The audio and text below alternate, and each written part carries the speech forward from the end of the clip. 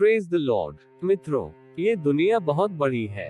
इस दुनिया में करोड़ों की संख्या में हम इंसान रहते हैं और हम अलग अलग धर्मों को मानते हैं। हम चाहे किसी भी धर्म के क्यों ना हो, हमारे जीवन में परीक्षाएं, बीमारी, तकलीफ आती ही है।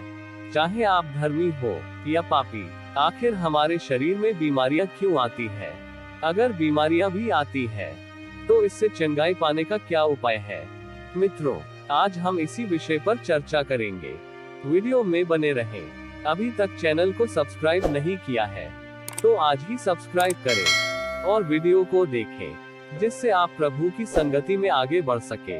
तो चलिए हम आज के विषय की ओर आगे बढ़ते हैं।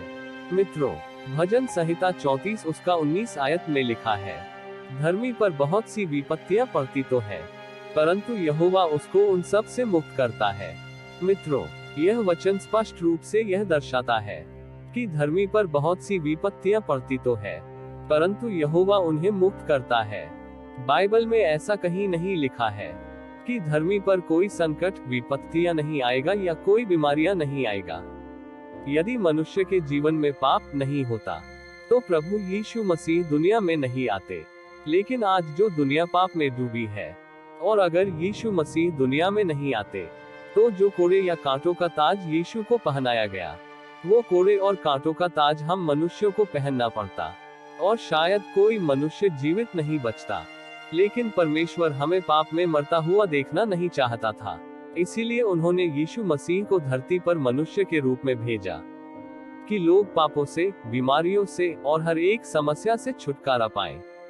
इसीलिए बाइबल में स्पष्ट रूप से साफ साफ लिखा है कि हमारे जीवन में बीमारियां आएंगी, लेकिन परमेश्वर का वायदा है कि धर्मियों पर विपत्तियां तो आएंगी, लेकिन परमेश्वर उनको उनमें से मुक्त भी करेगा।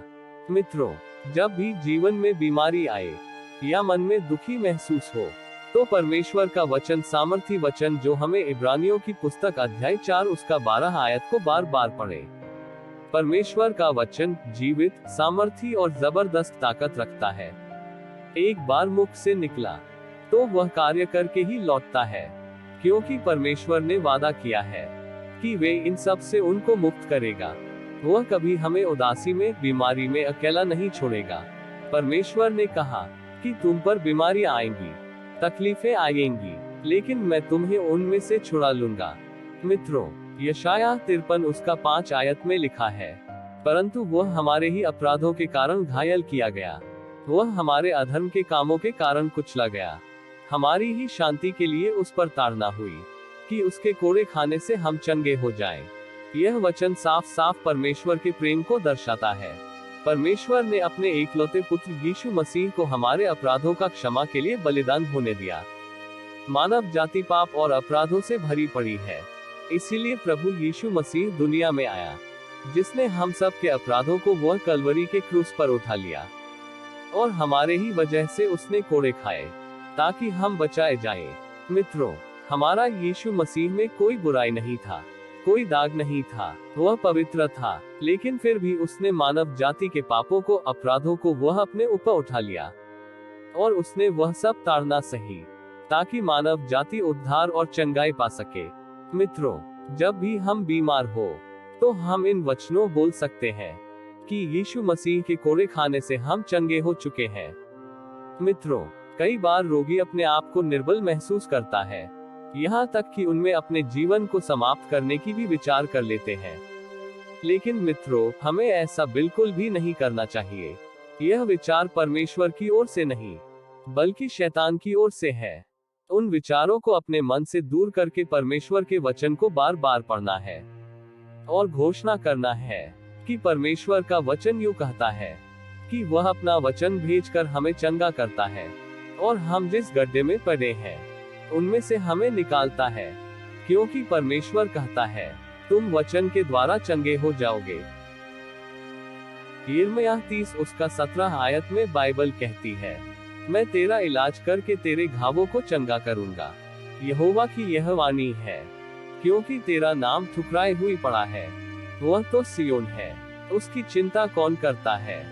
यहोवा की यह वाणी है कि वह हमारा इलाज करता है, हमारे घावों को चंगा करता है।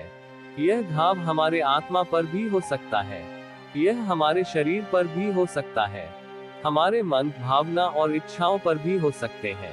लेकिन जब भी प्रार्थना में बैठते हैं, हम अपने संगति को उस जीवित परमेश्वर से जोड़ते हैं, जो वायदा का पक्का और सच्चा परमेश्वर है, क्योंकि वो अपने धर्म में दाहिने हाथ से हमें संभालता है। मित्रों, आइए भजन संहिता 103 उसका 3 आयत को देखते हैं। उसमें क्या लिखा है? वही तो तेरे सब अधर्म को क्षमा करता और तेरे सब रोगों को चंगा करता है।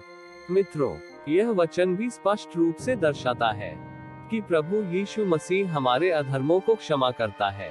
ऐसा नहीं है जब हम कभी पाप में गिरे या गुनाह हमसे हो जाए तो उसमें ही डूब कर न रहे, परमेश्वर के समीप जाए। परमेश्वर ने वायदा किया है कि वह हमारे अधर्म को क्षमा करता है। पहली बात तो यह है कि हमें खराई से चलने की कोशिश करना है, गुनाहों और पापों से मन फिराना चाहिए। लेकिन हम विश्वास के साथ घोषणा भी कर सकते हैं कि यदि शैतान हमारे मनों पर यह विचार लेकर आए कि हम एक अधर्मी हैं या एक पापी व्यक्ति हैं, इसीलिए शायद बीमारियां हम पर आती हैं, ऐसा बिल्कुल भी नहीं है। ऐसा बिल्कुल भी नहीं सोचना है। यह सब शैतान की ओर से है। लेकिन परमेश्वर ने तो कहा है कि वह हमारे अधर्मों को क्षमा करता है और हमारे सब रोगों को चंगा करता है। इस वचन को आप अपने बीमारियों में, अपने तकलीफों के समय में दोहराए करें, जिससे रोगी चंगा हो जाएगा। मित्रों, यिर्मयाह 17 उसका 14 आयत में लिखा है, हे यहोवा मुझे चंगा कर, तब मैं चंगा हो जाऊंगा, मुझे बचा, तब मैं बच जाऊंगा, क्योंकि मैं तेरी ही स्तुति करता हूँ। मित्रों, जब भी हम घुटने टेककर अपने परमेश्वर से बीमारियों में भी स्तुति करते हैं, तो अधिकार के साथ उसे पुकार सकते हैं कि हम तेरी संतान हैं। परमेश्वर ने ऐसा कहा कि तुम उस जीवित परमेश्वर की स्तुति करते हो, इसलिए तुम्हें चंगा करेगा। उसने हमारे अधर्मों को क्षमा किया है। मित्रों, उसने कलवरी क्रूस पर हमारे लिए कोड़े खाए हैं, इसलिए हम गुनाहों को न याद करते हुए, अधर्मों को न याद करते हुए, बल्कि पापों से मन फिराकर परमेश्वर के इन सामर्थी वचनों अपनी बीमारियों में घोषणा करें और उस चंगाई को अपने जीवन में प्राप्त करें। मित्रों, वीडियो को देखने के लिए आपका बहुत बहुत धन्यवाद।